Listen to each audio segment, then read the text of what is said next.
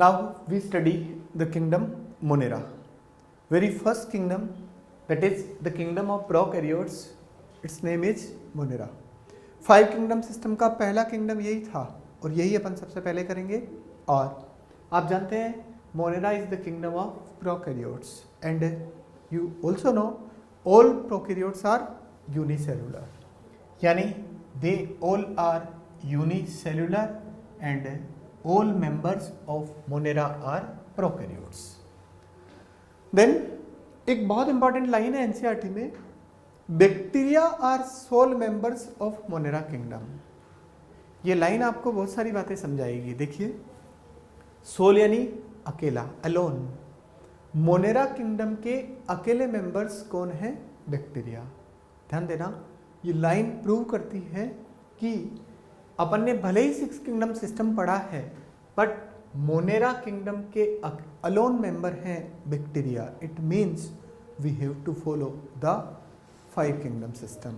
और बिल्कुल इसी 5 किंगडम सिस्टम के अकॉर्डिंगली ही ये लाइन है कि मोनेरा के मेंबर्स हैं, अलोन मेंबर्स हैं, दे आर बैक्टीरिया। तो मैं बैक्टीरिया की जगह मोनेरा और मोनेरा की जगह प्रोकैरियोट्स, बैक्टीरिया इस तरह से बोलूँगा। आपको भी इस तरह से यूज करना है वर्ड्स, और एनसीईआरटी ने भी बार बार ऐसे वर्ड्स इंटरचेंजेबली यूज किए हैं। और because all Monera are made of single cell, तो मैंने एक सिंगल सेल उनकी बनाई है। देखिए आप, इन मोनेरा की सेल्स में सबसे बाहर होती है सेल वॉल, सेल वॉल के बाद देखिए cell membrane, and in between cell wall and cell membrane there is periplasmic space. Cell wall और सेल मेम्ब्रेन के बीच में जो स्पेस है, उस स्पेस का नाम है पेरीप्लाज्मिक स्पेस। और ये अंदर साइटोप्लाज्म है। The cytoplasm of prokaryotic cell is comparatively more dense than that of eukaryotic cell. Eukaryotic cell से ज़्यादा डेंसिटी, विस्कोसिटी होती है प्रोकैरियोटिक सेल के साइटोप्लाज्म की। दैट्स वाई यहाँ पर साइटोप्लाज्मिक स्ट्रीमिंग मूवमेंट देखने को नहीं मिलती, because of more density, more viscosity of the cytoplasm. Then अंदर देखिए आप, कहीं पर भी मेम्ब्रेन बाउंड सेल ऑर्गेनल्स नहीं है। आप जानते हैं मेम्ब्रेन बाउंड सेल ऑर्गेनल्स का होना यूकैरियोटिक सेल का कैरेक्टर है। यहाँ पर मेम्ब्रेन बाउंड सेल ऑर्गेनल तो नहीं है, but membrane less cell organelles हैं।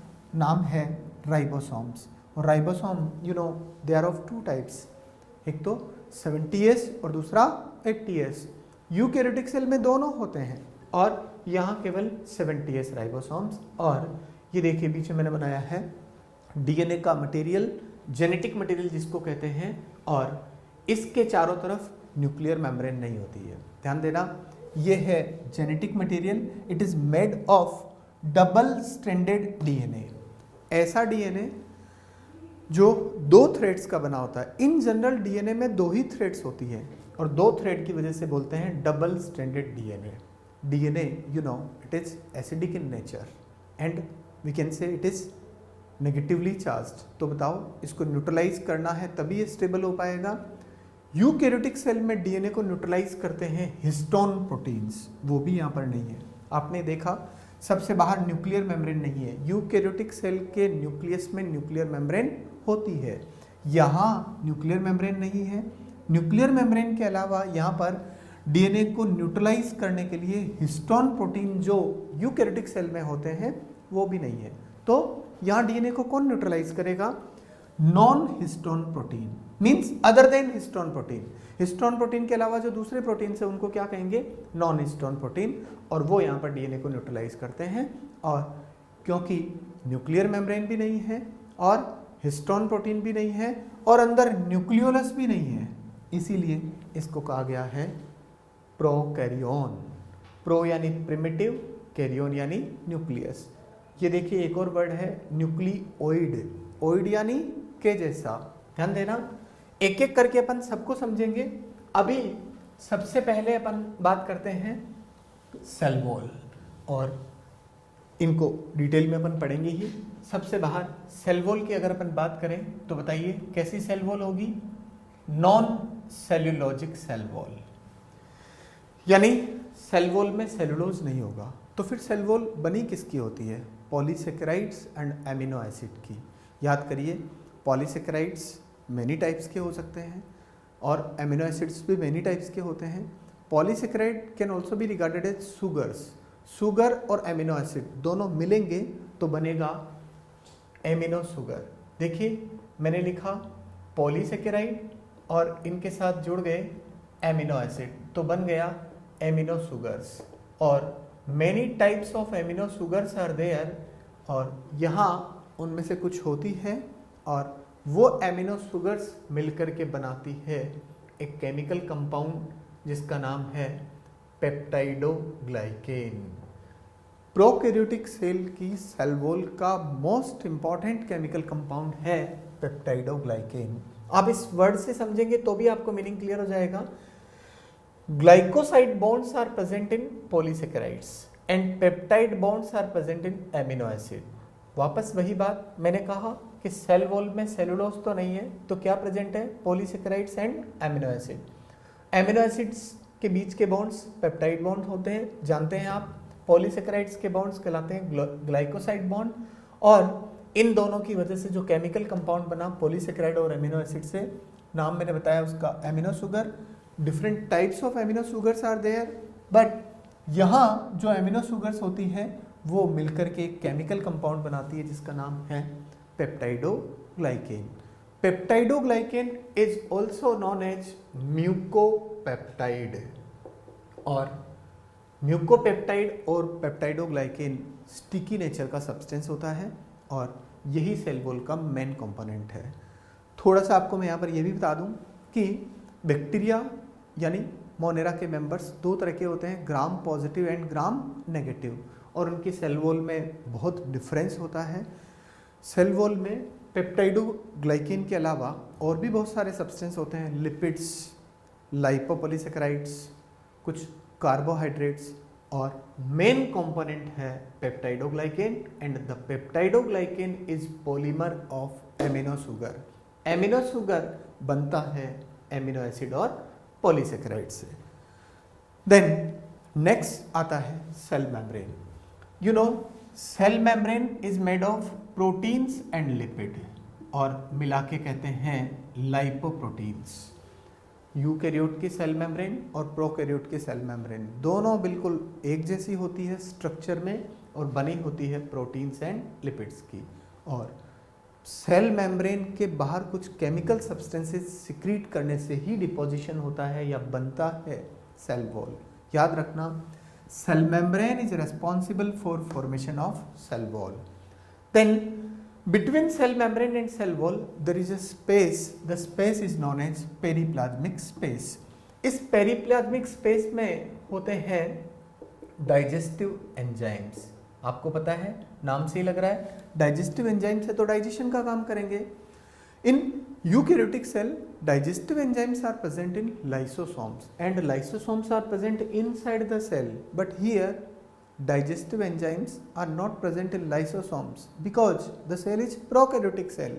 Here there is no lysosome, so the digestive enzymes are present in periplasmic space and digestive enzyme यहाँ है तो ये बिल्कुल वही काम करेगा जो लाइसोसोम करेगा। एंड दो अलग अलग स्ट्रक्चर फंक्शनली सेम होती है तो उसको कहते हैं analogous. Means we will say क्या कहेंगे अपन, Periplasmic space is analogous to lysosomes of eukaryote. What is the meaning of analogous? Means functionally same. Lysosome eukaryotic cell के जो होते हैं वो भी डाइजेशन करते हैं, पेरिप्लाज्मिक स्पेस भी डाइजेशन का काम करेगा, तो ये दोनों एक दूसरे से कैसे हो गए, एनालोगस। देन आता है साइटोप्लाज्म। साइटोप्लाज्म जो प्रोकैरियोटिक सेल का है, मैंने कहा it has more viscosity or more density, that's why streaming movements are almost absent। इसमें membrane bound cell organelles नहीं होते, केवल membrane less cell organelle है जिसका नाम है 70S राइबोसोम्स। छोटे वाले राइबोसोम्स हैं, 80S राइबोसोम इनमें नहीं होते, जबकि यूकैरियोटिक सेल में 80S और 70S दोनों टाइप के राइबोसोम होते हैं। Then most important structure of the cell, living cell की सबसे इंपॉर्टेंट स्ट्रक्चर होती है उसका जेनेटिक मटेरियल। यहाँ जेनेटिक मटेरियल ट्रू न्यूक्लियस के अंदर बंद नहीं है, यहाँ न्यूक्लियस को कहा है प्रोकैरियोन। वर्ड को समझिए, प्रो यानी प्रिमिटिव, कैरियोन यानी न्यूक्लियस, यानी प्रिमिटिव न्यूक्लियस। फिर इसी को कहा न्यूक्लियोइड। मैंने कहा देयर इज अ वर्ड ओइड। ओइड का मतलब होता है लाइक। कई बार ये वर्ड आपके काम में आएगा, हर बार इसका मीनिंग यही रहेगा, ओइड यानी के जैसा। न्यूक्लियस नहीं, न्यूक्लियस के जैसा, क्योंकि इस न्यूक्लियस में आपने देखा न्यूक्लियर मेम्ब्रेन नहीं है। इट इज नॉट सराउंडेड और it is not delimited by the nuclear membrane which is present in eukaryotic cell. It is here not present, that's why it is not a true nucleus, it is false nucleus. False nucleus कहने के दो तीन reason आपके सामने हैं। DNA को neutralise करने के लिए जो हिस्टोन प्रोटीन चाहिए वो भी यहाँ पर नहीं है। हिस्टोन प्रोटीन की जगह में यहाँ पर कौन प्रेजेंट है? नॉन हिस्टोन प्रोटीन, और केवल डबल स्ट्रैंडेड डीएनए प्रेजेंट है, और वो डबल स्ट्रैंडेड डीएनए ही मिलकर के यहाँ पर जेनेटिक मटेरियल या वही न्यूक्लियस बना रहा है, और इसीलिए इस न्यूक्लियस को कहा गया है न्यूक्लियस नहीं, न्यूक्लियस के जैसा या प्रोकैरियोन यानी प्रिमिटिव न्यूक्लियस।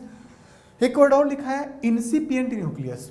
इंसिपिएंट का मीनिंग होता है वेरी इनिशियल, बहुत स्टार्टिंग में जो सबसे पहले सेल बनी थी, लिविंग सेल जो बनी थी, आपको पता है दैट वाज प्रोकैरियोटिक सेल। तो वो सबसे पहले बनने वाला इंसिपिएंट यानी वेरी इनिशियल न्यूक्लियस वो था प्रोकैरियोन। इसको इनडिस्टिंक्ट न्यूक्लियस का, इनडिस्टिंक्ट का मतलब होता है अनक्लियर। इसलिए अनक्लियर कहा क्योंकि न्यूक्लियर मेम्ब्रेन चारों तरफ नहीं है, तो cytoplasm and nucleoplasm, cytoplasm and genetic material they are getting fused, बिल्कुल एक दूसरे में मिक्स्ड होते हैं। इतना अच्छा क्लियर मैंने दिखाया, इतना अच्छा क्लियर होता नहीं है, दोनों एक दूसरे से बिल्कुल अनक्लियर होते हैं, इनडिस्टिंक्ट होते हैं। इनडिस्टिंक्ट का मीनिंग होता है अनक्लियर। देन चारों तरफ न्यूक्लियर मेम्ब्रेन नहीं है, तो डीएनए जो फाइबर की फॉर्म में होता है, हमेशा डीएनए फाइबर फॉर्म में ही होता है, वो डीएनए फाइबर की फॉर्म में ही एज सच एक्सपोज्ड रहेगा, दिखेगा। That's why it is also known as fibrillar nucleus. False nucleus, indistinct nucleus, incipient nucleus, prokaryon, nucleoid, ये सब इसी के नाम है, सेम नाम है, एक दूसरे के सिनोनिम है, और फाइबर जैसा है इसलिए कहा गया फिब्रिलर न्यूक्लियस। अब आपने देखा इस न्यूक्लियस में न्यूक्लियर मेम्ब्रेन नहीं है, हिस्टोन प्रोटीन नहीं है, न्यूक्लियोलस नहीं है, तो फिर है क्या? Only DNA. और वो डीएनए कैसा है? डबल स्ट्रैंडेड, और सारा डीएनए अलग अलग नहीं होता, सब मिलकर के एक सिंगल सेट बन जाता है, और वो भी होता है सर्कुलर सिंगल सेट। सारे डीएनए के जो भी पीसेज हैं सब मिलकर के एक सिंगल ग्रुप बन गया, सिंगल सेट बन गया, सेट यानी एक ग्रुप बन गया, और सारा जैसे डीएनए के ये पीसेज हैं और ये सारे पीसेज मिल गए और सब मिलकर के एक ग्रुप बन गया, सर्कुलर ग्रुप, और इसको कहेंगे अपन सर्कुलर डीएनए। और वेरी मच हाईली कोइल्ड होता है, बहुत ही ज़्यादा कोइल्ड ये स्ट्रक्चर, इसका एक और नाम है जीनोफोर। ये सब एक दूसरे के सिनोनिमस हैं। Highly coiled DNA, circular DNA है, हाईली कोइल्ड है, और इसी को नाम क्या दिया गया? जीनोफोर। अब एक वर्ड आता है जेनेटिक्स में जिसको आप डिटेल में बहुत अच्छे से पढ़ोगे, single haploid set of DNA. I am repeating, single haploid set of genetic material बोले या single haploid set of DNA is known as genome, और यही जीनोम इसके अंदर प्रेजेंट है। तो इस स्ट्रक्चर को जिसमें जीनोम प्रेजेंट है, सिंगल सेट है, सिंगल ग्रुप है, इसी जीनोम का नाम एक और है जीनोफोर। फोर यानी होता है बेयरिंग, यानी वो स्ट्रक्चर जिसके अंदर जीनोम प्रेजेंट है उसको कहा गया जीनोफोर। बार बार आपको ये वर्ड्स सुनने को मिलेंगे, हर बार इनका मीनिंग सेम रहेगा, ओइड यानी लाइक, फोर यानी बेयरिंग। इसमें single haploid set of DNA है, single haploid set of DNA को जीनोम कहते हैं, जीनोम बेयर करने वाली स्ट्रक्चर का नाम दिया गया जीनोफोर। भूलना नहीं, ये सारे सेम वर्ड्स हैं, और सारे जो भी मेंबर्स हैं मोनेरा के उन सब में इसी तरह का जेनेटिक मटेरियल है और इसी तरह का न्यूक्लियस है। इसको ट्रू न्यूक्लियस नहीं कहते, इसको कहते हैं फॉल्स न्यूक्लियस, इनडिस्टिंक्ट न्यूक्लियस, क्योंकि इसमें न्यूक्लियर मेम्ब्रेन नहीं है, न्यूक्लियोलस भी नहीं है। आप यूकैरियोटिक सेल में पढ़ोगे न्यूक्लियस के अंदर न्यूक्लियोलस होती है, वो यहाँ नहीं है। क्यों? क्योंकि ट्रू न्यूक्लियस नहीं है तो न्यूक्लियोलस भी नहीं है। ये आपको मैंने थोड़ा सा आइडिया दिया about the cell of prokaryotes और about the cell of members of Monera. Now Monera के बहुत सारे मेंबर्स हैं, उनमें से सबसे पहला मेंबर है eubacteria. Can you name some members? Yes, जैसे एक नाम है यू बैक्टीरिया, दूसरा है blue green algae, they are also known as cyanobacteria, third mycoplasma, rickettsia, chlamydia, blue green algae and archaebacteria. ये सारे मोनेरा के मेंबर्स हैं और सब में जेनेटिक मटेरियल ऐसा ही होता है। और ये जो जेनेटिक मटेरियल है ये single haploid set of DNA का बना है। इसी single haploid set of DNA को सिंगल फॉल्स क्रोमोसोम भी कहते हैं। इसी single haploid set of DNA को सिंगल फॉल्स क्रोमोसोम भी कहते हैं। अब थोड़ा सा इस वर्ड को भी समझिए। यूकैरियोटिक सेल में ट्रू क्रोमोसोम्स होते हैं। ट्रू क्रोमोसोम में हिस्टोन प्रोटीन होते हैं, but you know here histone proteins are not present, that's why it is not true chromosome. और नंबर उसकी फिक्स्ड है, एक केवल, क्योंकि सारा डीएनए मिलकर के एक सिंगल सेट बना रहा है। तो पहली बात तो ट्रू क्रोमोसोम बना ही नहीं, फॉल्स क्रोमोसोम बना, और जो भी बना है उसकी नंबर है 1, और 1 है तो ये भी तय हो गया it is always haploid. Always haploid DNA. Haploid और डिप्लॉइड आपने दो वर्ड सुने होंगे। हैप्लॉइड को कहते हैं N और डिप्लॉइड को कहते हैं 2N। समझिए इसको। जैसे मैं हैप्लॉइड की मिनिमम नंबर लिखूं 1, N इक्वल टू 1 अगर मैं लिखूं, तो अगर डिप्लॉइड 2N होगा तो कम से कम 2 होने चाहिए ना। तो बताइए क्या इस बैक्टीरियल सेल में या इस मोनेरा की सेल में क्या 2 डीएनए है? नहीं, एक ही डीएनए है। एक ही डीएनए है तो हमेशा वो कैसा होगा? Haploid. I am repeating, DNA इसके अंदर जो प्रेजेंट है वो हमेशा एक सिंगल सेट की फॉर्म में है। जब एक सिंगल सेट की फॉर्म में है तो कभी डबल हो ही नहीं रहा, दुगना हो ही नहीं रहा, तो डिप्लॉइड बनने के लिए कम से कम 2 तो चाहिए।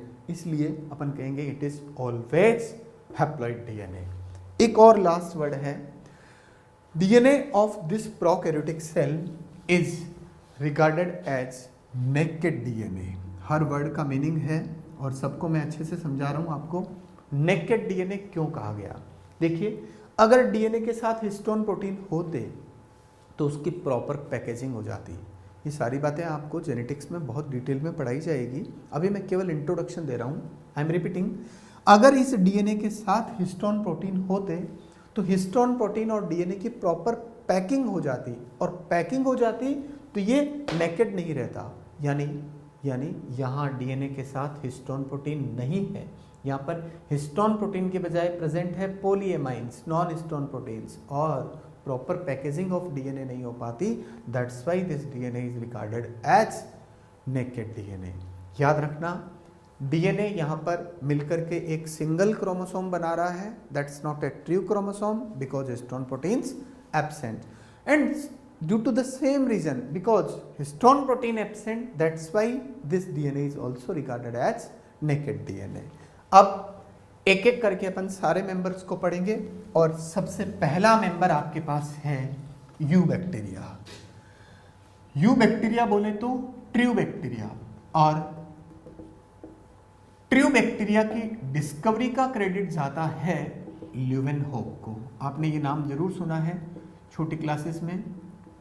लिविंग सेल जो सबसे पहले डिस्कवर हुई थी, करने वाले साइंटिस्ट का नाम है ल्यूवेनहॉक। पता क्या किया, कहीं बरसात का पानी, रेन वाटर भरा पड़ा था जंगल में, उसको लेके आए, अपने बनाए हुए माइक्रोस्कोप में देखा रेन वाटर, उसमें देखा उन्होंने माइक्रोस्कोप में लगा के, तो बहुत छोटी छोटी very tiny minute moving structures, हिलती हुई स्ट्रक्चर्स कुछ देखी, और उन हिलती हुई स्ट्रक्चर्स को देख करके ल्यूवेनहॉक ने उनको कह दिया एनिमलक्यूल्स।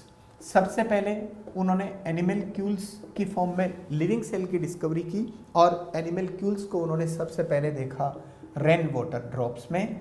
फिर सेम एक्सपेरिमेंट उन्होंने किया टीथ स्कम के साथ। आप जानते हैं टीथ स्कम, टीथ के ऊपर जो येलो सब्सटेंस डिपॉजिटेड होता है, गंदे बच्चे जो दांत साफ नहीं करते उनके होता है yellow substance deposited on teeth, is known as teeth scum. Teeth scum को भी उन्होंने अपने खुद के बनाए हुए माइक्रोस्कोप में लगा के देखा तो उनको इस तरह की मूविंग स्ट्रक्चर्स दिखी। ऐसी हिलती हुई स्ट्रक्चर्स को देख करके साइंटिस्ट ने उनको नाम दे दिया एनिमलक्यूल्स। वास्तव में ये एनिमलक्यूल्स बैक्टीरिया थे, but he didn't name them as bacteria. इनको बैक्टीरिया नाम देने के लिए साइंटिस्ट जिम्मेदार हैं F.J. Cohn and Ehrenberg. दो साइंटिस्ट, नाम है F.J. कोहन और दूसरे हैं एरेनबर्ग। दोनों ने मिलकर के पहली बार वर्ड बनाया बैक्टीरिया। इन्होंने इन्हीं स्ट्रक्चर्स को, जिनको ल्यूवेनहॉक ने एनिमलक्यूल्स कहा था, to the same structure these two scientists named as bacteria. याद रखना, bacterium is a singular and bacteria is plural. Bacterium एक है, प्लूरल में इसको कहते हैं बैक्टीरिया। उनकी स्टडी कहलाती है बैक्टीरियोलॉजी। तो क्वेश्चन क्लियर है बिल्कुल। Who discovered bacteria? Answer Leeuwenhoek. Who named bacteria? The answer is F.J. Cohn and Ehrenberg. Study of bacteria is bacteriology. और बैक्टीरियोलॉजी पर एक बड़ी ही शानदार बुक लिखने वाले साइंटिस्ट का नाम है बर्गे।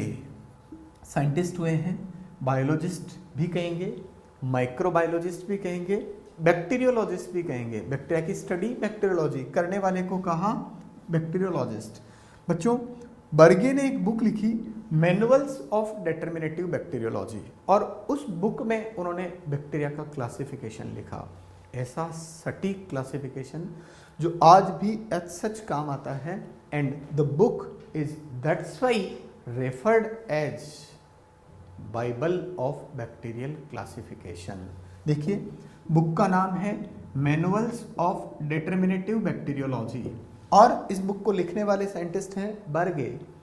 इस बुक में जो बैक्टीरिया का क्लासिफिकेशन लिखा है वो इतना सही है, सटीक है, आज भी एज सच यूज आता है, और इसीलिए इस बुक को कहा जाता है बाइबल ऑफ बैक्टीरियल क्लासिफिकेशन। ऐसा कहकर के बुक की वैल्यू को बाइबल जैसा, यानी ऐसा मानते हैं ना कि बाइबल में लिखा हुआ सब कुछ सही है, तो बिल्कुल इस बुक में भी जो बैक्टीरिया के क्लासिफिकेशन के बारे में लिखा है वो 100% सही है।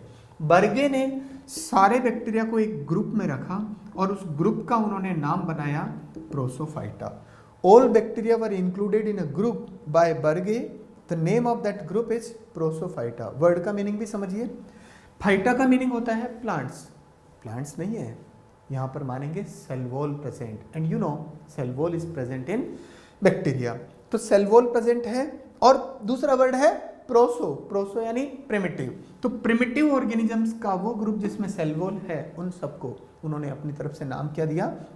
प्रोसोफाइटा। और प्रोसोफाइटा ग्रुप में रख करके उनका क्लासिफिकेशन लिखा। जिस बुक में लिखा उस बुक का नाम है मैनुअल ऑफ डिटरमिनेटिव बैक्टीरियोलॉजी। ये थोड़ा सा अपन ने हिस्टोरिकल बैकग्राउंड देखा, और अब आता है शेप ऑफ बैक्टीरिया। बैक्टीरिया की शेप की बात करें तो अपनी बुक कहती है many types are there but mainly 4 types. देखिए, ऐसे बैक्टीरिया जो गोल हैं, और ऐसे बैक्टीरिया जो रोड शेप्ड हैं, और ऐसे बैक्टीरिया जो देखिए आप स्पाइरली कोइल्ड हैं, और ऐसे बैक्टीरिया जिनमें इस तरह की कर्विंग आ गई तो ये बन गए कोमा शेप्ड। मैंने 4 फॉर्म्स आपके सामने बनाई है। सबसे पहले ये बैक्टीरिया हैं which are spherical in shape, and spherical bacteria को कहते हैं कोकस।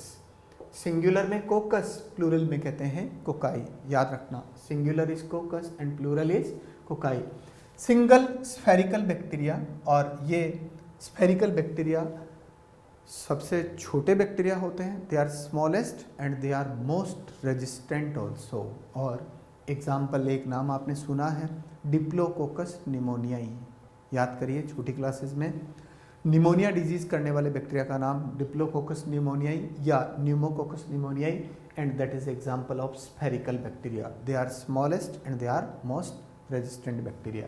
Then if they are rod shaped, they are known as bacillus और bacilli। सिंगुलर में कहेंगे bacillus और प्लूरल में कहेंगे bacilli। Rod shaped bacteria are most common bacteria. इस अर्थ पर ज़्यादातर बैक्टीरिया का शेप इसी तरह का होता है, और वो है रोड शेप्ड को टेक्निकली कहते हैं बैसिलस और बैसिलाई। एक एग्जांपल आपको ध्यान में होना चाहिए, या आपने सुना होगा, bacillus anthracis, it causes anthrax disease, और बैसिलस बैक्टीरिया का ही एग्जांपल है वो, और एंथ्रेक्स डिजीज केटल्स में होती है, और and it is road shaped bacteria. एक और एग्जांपल है एस्चेरिचिया कोलाई, ई कोलाई जिसको शॉर्ट में कहते हैं, it is again the example of this road shaped bacteria. आपको ध्यान रखना, शायद पता आप पढ़ा भी हो कभी, ई कोलाई ऐसा बैक्टीरिया है जो अपने बॉडी के अंदर भी रहता है, विटामिन ई और के बनाता है, एस्चेरिचिया कोलाई आगे है, पढ़ेंगे अपन। E coli bacteria rod shaped bacteria का एग्जांपल है। देन स्पाइरल बैक्टीरिया, आप देखिए स्प्रिंग लाइक है, सांप के जैसे कोइल्ड है, स्नेक के जैसे, स्पाइरल बैक्टीरिया, और स्पाइरल बैक्टीरिया को टेक्निकली कहते हैं स्पाइरेलम, और प्लूरल में कहते हैं स्पाइरेला। एंड अगर वो बन गए हैं कोमा शेप्ड तो इन्हें कहते हैं विब्रियम, और in plural they are known as vibrio. ध्यान रखना, coccus, bacillus, spirillum, vibrium, they are singular words, and cocci, bacilli, spirilla और vibrio they are plural words. Single curve अगर बैक्टीरियल सेल में बन गया तो कोमा शेप्ड हो गए, तो इनका नाम हो गया विब्रियम, और प्लूरल में विब्रियो। विब्रियो बैक्टीरिया का कॉमन एग्जाम्पल है विब्रियो कोलेरी, याद करिए कोलेरा कोज करने वाला बैक्टीरिया। और स्पाइरल बैक्टीरिया में एक नाम है स्पाइरिलम वोल्यूटेंस। एंड देखिए अब ये जो चार शेप आपके सामने लिखी है, इनमें मैं यहाँ पर ये देखिए फ्लेजिला बना रहा हूँ। फ्लेजिला यहाँ कहीं भी हो सकती है, मैंने यही बनाई है। इसका मतलब ये मत समझना कि only flagella are present in spiral bacteria, याद रखना कहीं पर भी हो सकती है। These are hair-like structures produced from the cell of bacteria and they are known as flagella। ये लो मैंने लेबलिंग की है इनकी, फ्लेजिलम सिंगुलर में और फ्लेजिला प्लूरल में।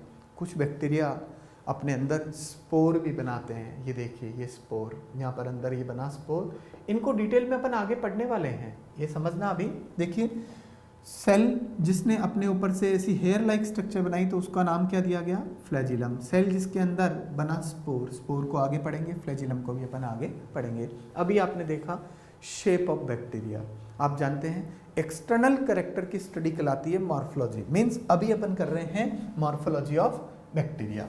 नाउ याद रखना, इन फोर में से किसी में भी फ्लैजिला हो सकती है, या फोर में से कोई भी स्पोर बना सकता है। ऐसा मत सोचना कि केवल स्पाइरल बैक्टीरिया में ही फ्लैजिला होगी या केवल रोड शेप्ड बैक्टीरिया ही स्पोर बनाएंगे। All four can form flagella और दे कैन फॉर्म स्पोर। इनको अपन आगे पढ़ेंगे। नाउ देखिए सबसे पहली चीज वही अपन ले लेते हैं फ्लैजिलम। ये बैक्टीरियल सेल है, ये सेल मेम्ब्रेन है, ये सेल वॉल है, और ये देखिए यहां से मैं बनाना शुरू कर रहा हूं, ये है फ्लैजिलम। और इस फ्लैजिलम में देखिए 3 parts are there, this is filament,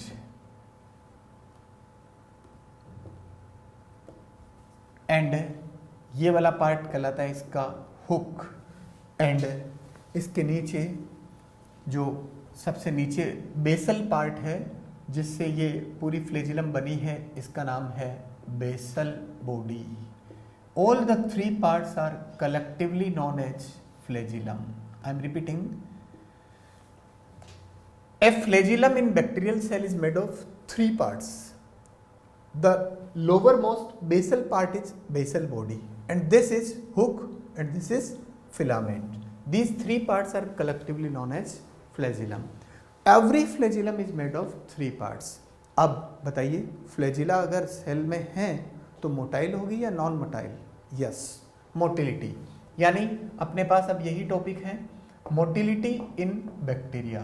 तो बिल्कुल क्लियर है, वही बैक्टीरिया मोटाइल होंगे जिनमें सेल वॉल पर जिनमें सेल पे फ्लैजिला प्रेजेंट हो। तो फ्लैजिला प्रेजेंट है तो मोटाइल होंगे, otherwise they are non motile. तो ध्यान देना, एक ऐसी सेल है जिसमें फ्लैजिलम नहीं है, ये देखिए ये एक ऐसी सेल है जिसमें फ्लैजिलम है, ये देखिए एक इधर भी फ्लैजिलम है, इधर भी है। एक और देखिए आप, इधर फ्लैजिलम का एक बंच बना फ्लैजिला का, और ऐसे ही एक और एग्जांपल, इधर भी बंच है, एंड एक ऐसा एग्जांपल है जिसमें रोड शेप्ड सेल है and flagella are present throughout the body surface, सब जगह पर फ्लैजिला है। देखिए मैंने आपको डिफरेंट फ्लैजिलर स्ट्रक्चर के डायग्राम समझाए। पहला डायग्राम ऐसा है जिसमें फ्लैजिलम है ही नहीं, इसको कहेंगे एट्राइकस। क्या नाम हो गया इसका? एट्राइकस। ट्राइकस से मतलब है फ्लैजिलम का, यानी विदाउट फ्लैजिलम है तो कहा एट्राइकस। देन अगर एक ही फ्लैजिलम है तो कहेंगे मोनोट्राइकस, और अगर एक एक फ्लैजिलम दोनों तरफ है, सिंगल सिंगल फ्लैजिलम दोनों तरफ है, तो इसका नाम हो गया एम्फीट्राइकस। और अगर a bunch of flagella is present on one end, a bunch of flagella is present on one end, it is known as cephalotrichus। और देखिए यहां भी एक बंच है, यहां भी एक बंच है, यानी on both ends there are two bunch of flagella, तो इसको कहते हैं लोफोट्राइकस। दोनों तरफ फ्लैजिला का एक बंच है तो नाम हो गया लोफोट्राइकस। अब इधर देखिए इस डायग्राम में क्या है, पूरी बॉडी सरफेस पर बहुत सारे फ्लैजिला हैं, पूरी पेरिफेरी पर फ्लैजिला है, तो इसका नाम हो गया पेरिट्राइकस। आई एम रिपीटिंग, ध्यान देना, मैंने ये जो डायग्राम बनाया है ये बनाया है एस्चेरिचिया कोलाई बैक्टीरिया का। एस्चेरिचिया कोलाई बैक्टीरिया, पहली बात तो याद करिए मैंने बताया था रोड शेप्ड बैक्टीरियल सेल है। रोड शेप्ड बैक्टीरियल सेल में पूरी बॉडी सरफेस पर फ्लैजिला है, इसका नाम है पेरिट्राइकस। आपने देखा ये होगा नॉन मोटाइल, ये सब होंगे motile, because it doesn't have flagella, that's why it is non motile. बाकी ये सब मोटाइल होंगे। एंड फ्लैजिला की नंबर एंड फ्लैजिला की पोजीशन, इन दोनों को मिलाकर के अपन बोलते हैं flagellation.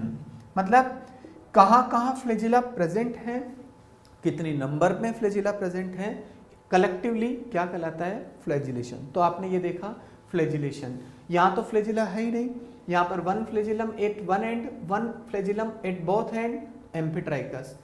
A bunch of flagella on one end, cephalotrichous, and on both end bunch of flagella, it is known as lophotrichous. और अगर पूरी पेरिफेरी पर फ्लैजिला का एक बंच है तो नाम हो गया पेरिट्राइकस। याद करना है आपको पेरिट्राइकस का एग्जाम्पल एस्चेरिचिया कोलाई। ये आपने देखा फ्लैजिलेशन। अब आता है structure of flagella. Bacterial cell की फ्लैजिला की स्ट्रक्चर पढ़ रहे हैं अपन। याद रखना आपको सेल बायो टॉपिक में यूकैरियोटिक सेल की फ्लैजिलम का स्ट्रक्चर पढ़ाया जाएगा, और यहां पर अपन पढ़ रहे हैं the structure of flagellum of prokaryotic cell. देखिए वापस वही बात, a bacterial cell has flagellum and the flagellum is made of three parts. Lowermost basal part is basal body and this थोड़ा सा जो बाहर निकला हुआ पार्ट है, थिक पार्ट है, इसका नाम है hook, and curved part, long thin part, जिसका नाम है filament. We can say hook is present at middle stage, दोनों के बीच में है, दोनों को कनेक्ट करने का काम कर रहा है। बेसल बॉडी और फिलामेंट के बीच में मिडल पोजीशन अपटेक कर रहा है कौन? हुक। थोड़ा सा थिक होता है और ये तीनों पार्ट्स मिलकर के बनाते हैं flagellum.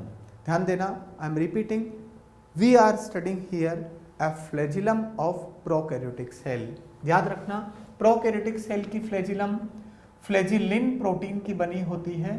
It's a contractile protein, it's a contractile protein, और ये कॉन्ट्रैक्टाइल प्रोटीन है तो फ्लैजिलम की वजह से बैक्टीरियल सेल का होगा मूवमेंट। कॉन्ट्रैक्टाइल यानी फ्लेक्सिबिलिटी, यहाँ पर प्रोटीन में कॉन्ट्रैक्टाइल नेचर है, फ्लेक्सिबिलिटी है तो मूवमेंट होगा। बैक्टीरियल सेल की फ्लैजिलम का मूवमेंट होता है रोटेशन मूवमेंट, और रोटेशन मूवमेंट के पीछे जिम्मेदार है ये प्रोटीन, और प्रोटीन का नाम है फ्लैजिलिन प्रोटीन। ध्यान देना, बेसल बॉडी, हुक और फिलामेंट को एक एक करके अपन देखें तो सबसे पहले बात करते हैं अपन बेसल बॉडी की। देखिए मैंने कहा बैक्टीरिया दो तरह के होते हैं, ग्राम पॉजिटिव और ग्राम नेगेटिव। तो ध्यान देना, ये डिटेल में अपन आगे पढ़ेंगे। ग्राम पॉजिटिव बैक्टीरिया और दूसरे हैं ग्राम negative bacteria. Gram positive bacteria की जो बेसल बॉडी होती है उसमें दो रिंग्स होती हैं, एक होती है M और दूसरी S। और ग्राम नेगेटिव बैक्टीरिया की बेसल बॉडी में 4 रिंग्स होती है, M, S, P and L। ध्यान देना, M, S 2 रिंग्स हैं, मिलकर के बनाती है इनर पेयर। ये ग्राम पॉजिटिव क्या है, ग्राम नेगेटिव क्या है, इनको आगे अपन पढ़ने वाले हैं। अभी सिर्फ इतना समझिए, ग्राम पॉजिटिव बैक्टीरिया की बेसल बॉडी में 2 रिंग्स हैं, M और S, और वो है इनर पेयर। आप देखिए इनर पेयर यहाँ भी है ग्राम नेगेटिव बैक्टीरिया में, बट इनर पेयर के अलावा और एक बाहर पेयर है जिसका नाम है P एंड L। अब आपके माइंड में आ रहा होगा कि सर ये नाम ऐसा क्यों है, बिल्कुल अपन पढ़ेंगे ये नाम ऐसे क्यों पढ़े हैं। देखिए, इनर पेयर का नाम MS और आउटर पेयर का नाम है P एंड L, तो तय हो गया इनर पेयर तो दोनों जगह पर है, ग्राम पॉजिटिव बैक्टीरिया में भी है और ग्राम नेगेटिव बैक्टीरिया में भी है, बट ग्राम नेगेटिव में इनर पेयर के अलावा एक एक्स्ट्रा और पेयर है जिसका नाम है PL। Means here 4 rings are there and here only 2 rings are there. तो अब देखते हैं अपन ये नाम क्यों पढ़े हैं, ये क्या रिंग्स हैं। तो ध्यान देना, सब लोग समझना, ये आपके सामने डायग्राम है एक रिंग का, 1 मोर रिंग। मैंने 4 रिंग्स बनाई, इसका मतलब मैं किसका डायग्राम बना रहा हूं, it's very much clear, gram negative bacterial cell. क्योंकि 4 रिंग बनाई है तो ये डायग्राम हो गया ग्राम नेगेटिव बैक्टीरिया का। देखिए, ये है सेल मेम्ब्रेन, ये है इनर सेल वॉल और ये है आउटर सेल वॉल। ध्यान देना, ग्राम नेगेटिव बैक्टीरिया में सेल वॉल में 2 लेयर्स होती हैं। हम रिपीटिंग, ग्राम नेगेटिव बैक्टीरिया की सेल वॉल में 2 लेयर होती है, डिटेल में आगे पढ़ेंगे। Outer cell wall, inner cell wall. Inner cell wall and cell membrane के बीच में ये जो जगह है, this space is known as periplasmic space. इस स्पेस का नाम है पेरीप्लाज्मिक स्पेस। देखिए आप, ग्राम नेगेटिव बैक्टीरिया की सेल वॉल का सेल का डायग्राम है जिसमें ये 1 2 3 4 ये 4 रिंग्स हैं। ये रिंग सेल मेम्ब्रेन के अंदर है, सेल मेम्ब्रेन के अंदर वाली रिंग, फिर ये पेरीप्लाज्मिक स्पेस में जो रिंग है, और फिर ये है inner cell wall, this is inner cell wall and this is outer cell wall. ध्यान देना, inner cell wall is made of peptidoglycan. मैंने शॉर्ट में लिखा, चलेगा। Inner cell wall of gram negative bacteria is made of peptidoglycan and the outer cell wall of gram negative bacteria is made of lipopolysaccharides। यानी ग्राम negative bacteria में cell wall में 2 layer होती है, एक आउटर वॉल और दूसरी inner wall. Outer wall is made of lipopolysaccharide and inner wall is made of peptidoglycan. और यही वजह है कि इनके नाम इस तरह के पड़े हैं। देखना आप ध्यान से, इनर पेयर का नाम में, इनर में सबसे इनर मोस्ट जो रिंग है उसका नाम है M। M ring is present in membrane, M for membrane. Then the S, this is S। S ring is present in periplasmic space and the next is P ring, and you can see this P ring is present in the inner layer of cell wall and the inner layer of cell wall is made of peptidoglycan. The outermost is L and this L ring is present in the cell wall of lipopolysaccharides। तो तय हो गया, outer cell wall किसकी बनी है, लाइपोपॉलीसैकेराइड की, inner cell wall peptidoglycan की। तो लाइपोपॉलीसैकेराइड की वजह से इस रिंग का नाम हो गया L, पेप्टाइडोग्लाइकेन की वजह से इसका नाम हो गया P, स्पेस की वजह से नाम हो गया S, मेम्ब्रेन की वजह से नाम हो गया M, MS, PL, PL हो गया आउटर पेयर, MS हो गया इनर पेयर। थोड़ा सा यहां भी बता दूं मैं आपको, ग्राम पॉजिटिव बैक्टीरिया की सेल वॉल में एक ही लेयर होती है और वो होती है पेप्टाइडोग्लाइकेन की बनी। तो MS रिंग होगी, PL रिंग वहां पर नहीं होगी। M रिंग होगी मेम्ब्रेन के अंदर, S रिंग होगी पेरिप्लाज्मिक स्पेस के अंदर।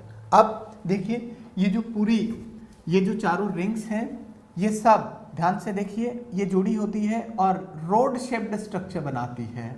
और यही थोड़ा बाहर निकला हुआ पार्ट है, इसका नाम है हुक। और बिल्कुल यही बेस से अंदर से निकल करके बाहर तक जाती है, ये देखिए फिलामेंट। तो 3 parts are there, you can see 3 parts of flagellum and जिसमें यहाँ से यहाँ तक का ये पार्ट हो गया बेसल बॉडी, ये पार्ट हो गया हुक, और इसके बाहर ये निकला हुआ पार्ट हो गया फिलामेंट। तो कुल मिलाकर के आपने देखा 4 रिंग्स की बनी है basal body gram negative bacteria में, और 2 ही रिंग्स की बनी होगी M और S की ग्राम पॉजिटिव बैक्टीरिया में। ये पार्ट है, ये बेसल बॉडी से ही बाहर निकला हुआ पार्ट है जिसका नाम है hook, and it is thick part, and the outer most सबसे बाहर निकला हुआ जो पार्ट है लॉन्ग होता है, थिन होता है, कर्व्ड होता है। मैंने बहुत सारे 3 वर्ड्स बोले, thin long curved part, this is known as filament. अब थोड़ा सा मूवमेंट को भी समझिए आप। ये जो रिंग्स होती है MSPL, ये रिंग्स रोटेशन मूवमेंट करती है, गोल गोल घूमती है।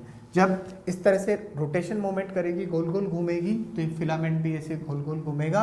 याद करिए मैंने बताया था कि फ्लैजिलम की मूवमेंट यहाँ पर कौन सी मूवमेंट है, रोटेशन मूवमेंट। स्ट्रक्चर आपको फ्लैजिलम की समझ में आ गई। और फ्लैजिलम में सबसे नीचे है basal body, in gram positive it is made of only 2 rings and in gram negative it is made of 4 rings.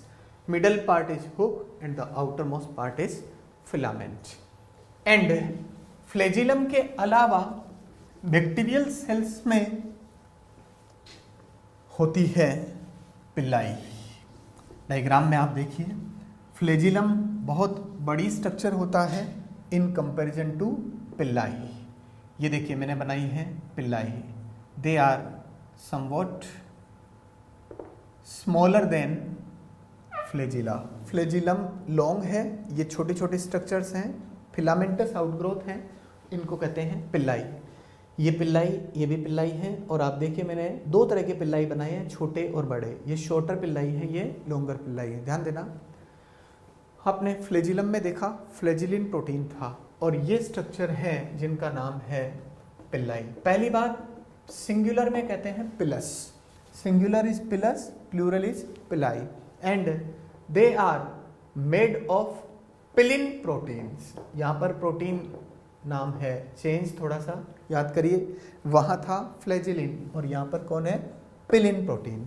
और ये पिलिन प्रोटीन होता है non contractile and road shaped protein, यानी नॉन कॉन्ट्रैक्टाइल है, फ्लेक्सिबिलिटी इसमें नहीं होगी। क्या ये मूवमेंट करेगा? नहीं। याद रखना, पिल्लाई का काम मूवमेंट कराना नहीं होता, पिल्लाई मूवमेंट करा ही नहीं सकते, क्योंकि pili are made of pilin proteins and it is non contractile protein, and ये सिंगल प्रोटीन मोनोमर का बना होता है। नॉन कॉन्ट्रैक्टाइल होता तो ये मूवमेंट नहीं करेगा। एंड ये देखिए shorter Pillai and longer Pillai. ध्यान देना, पिल्लाई, फ्लैजिला, ये सब निकल के आते हैं साइटोप्लाज्म से बाहर, सेल मेम्ब्रेन से भी बाहर, सेल वॉल से भी बाहर, और लंबे काफ़ी हैं, बड़े होते हैं। कौन? फ्लैजिला। और छोटे, बहुत छोटे फिलामेंटस हेयर लाइक स्ट्रक्चर्स होते हैं पिल्लाई। और उसमें भी पिल्लाई के 2 टाइप हैं, एक तो हैं लॉन्गर पिल्लाई और दूसरे हैं शॉर्टर पिल्लाई। जो शॉर्टर पिल्लाई हैं उनका काम भी अटैचमेंट होगा, लॉन्गर पिल्लाई का काम भी अटैचमेंट होगा। याद रखना, पिल्लाई कभी मूवमेंट नहीं कराते, दे मेक ओनली अटैचमेंट। देखिए शॉर्टर पिल्लाई किसी होस्ट सेल से अटैचमेंट करा सकते हैं। आपको पता है बैक्टीरिया इन्फेक्शन करते हैं तो होस्ट सेल में जाएंगे, होस्ट सेल में अंदर जाने से पहले होस्ट सेल से अटैचमेंट करना पड़ेगा, यानी इन्फेक्शन करने के लिए पहले वहाँ अटैचमेंट होगा, तो अटैचमेंट कराएंगे शॉर्टर पिल्लाई। और यही वजह कि इनको कहते हैं इन्फेक्टिव पिल्लाई। याद रखना, किसी रॉक से, पत्थर में, जैसे पानी में बैक्टीरिया किसी रॉक में पत्थर पे चिपक गए तो उस समय उनको इन्फेक्टिव पिल्लाई नहीं कहेंगे।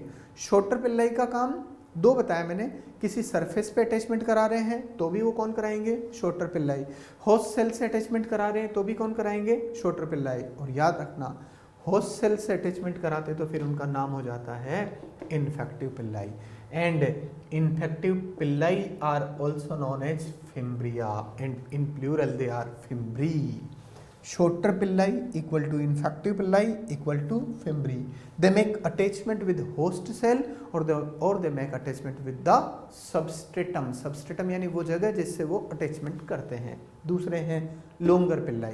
ये longer villi देखिए, longer villi और shorter villi दोनों एक ही प्रोटीन के बने, यानी मूवमेंट नहीं कराएंगे, केवल अटैचमेंट का काम कराएंगे. longer villi कॉन्जुगेशन के टाइम पर काम आते हैं. आपको मैं डिटेल में आगे बताऊंगा कॉन्जुगेशन क्या होता है. कॉन्जुगेशन में एक बैक्टीरियल सेल दूसरी बैक्टीरियल सेल के कांटेक्ट में आती है. ड्यूरिंग कॉन्जुगेशन प्रोसेस दो बैक्टीरियल सेल एक दूसरे के कांटेक्ट में आती हैं. इस बैक्टीरियल सेल और इस बैक्टीरियल सेल में कांटेक्ट होगा. देखिए जेनेटिक मटेरियल ये मैंने इनका बनाया और कांटेक्ट कराएंगे longer pili, and longer pili are present only in donor bacteria. ध्यान देना, डोनर बोले तो वो बैक्टीरियल सेल जो जीन डोनेट करती है. पढ़ेंगे अपन आगे. जीन डोनेट करने वाली सेल्स को कहते हैं डोनर और male, and longer pili are present only on donor bacteria. मतलब अगर ये सेल डोनर है, यहाँ से जीन निकल के इसमें जा रहा है, कॉन्जुगेशन में ऐसा ही होगा, पढ़ेंगे अपन. यहाँ से जीन निकल के इसमें जा रहा तो जीन देने वाली को, डोनेट करने वाली को डोनर कहेंगे, और डोनर का ही दूसरा नाम होगा मेल. यानी डोनर बैक्टीरियल सेल में ही होते हैं ये लोंगर पिल्लाई, और ये कराएंगे कॉन्जुगेशन, और यही वजह कि लोंगर पिल्लाई को कहते हैं sex pili. They are making attachment between two bacterial cell. In brief एक बार और फिर सुन लिए. लोंगर पिल्लाई का दूसरा नाम है सेक्स पिल्लाई. इसलिए कहा क्योंकि they are making attachment between two bacterial cells, and this type of attachment occurs during the process of conjugation. conjugation में क्या होगा, डोनर सेल से जीन निकल के रेसिपिएंट सेल में जाएगा, तो डोनर सेल में ही सेक्स पिल्लाई होते हैं, वहीं लोंगर पिल्लाई होते हैं, और ये हेल्प कराते हैं conjugation में. और इन्फेक्टिव पिल्लाई या शॉर्टर पिल्लाई किसी में भी हो सकते हैं, चाहे वो डोनर हो चाहे वो रेसिपिएंट हो. याद रखना, डोनर सेल को ही मेल कहा है. इसको अपन आगे डिटेल में पढ़ेंगे. तय है, फ्लैजिला का काम मूवमेंट कराना होगा और पिल्लाई का काम होगा अटैचमेंट.